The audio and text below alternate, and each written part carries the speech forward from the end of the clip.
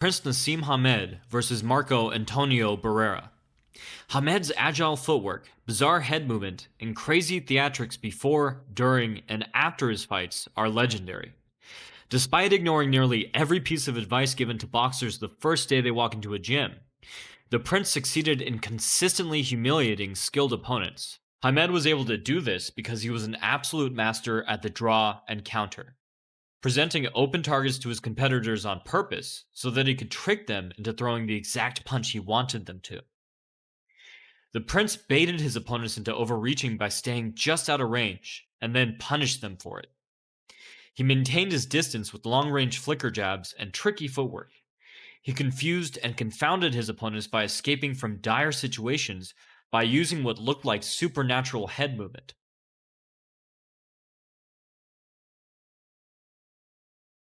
But Barrera did not fall for a single one of Hamed's traps.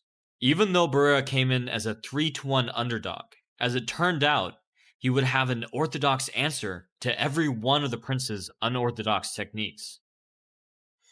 While Hamed tried to draw long, off-balance attacks from his competitors, Barrera kept his striking tight, always beating Hamed to the punch by keeping his shorter. Rather than overreach, he worked his way in with balanced steps and feints. When Hamed leaped in to try his one-shot power blows, Barrera countered with tight body hooks.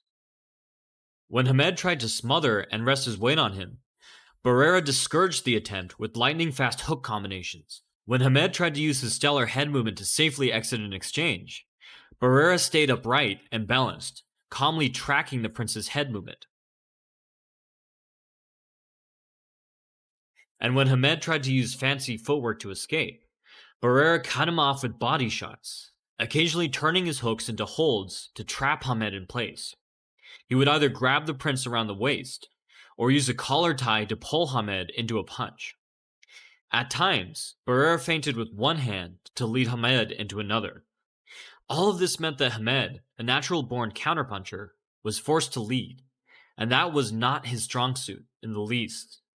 By the end of the fight, Barrera was landing far more counters than the flashy counterpuncher. Barrera completely dominated the fight, and the prince soon retired. The takeaway should be that there's always a way to counter another fighter, no matter how indestructible they may seem at the time.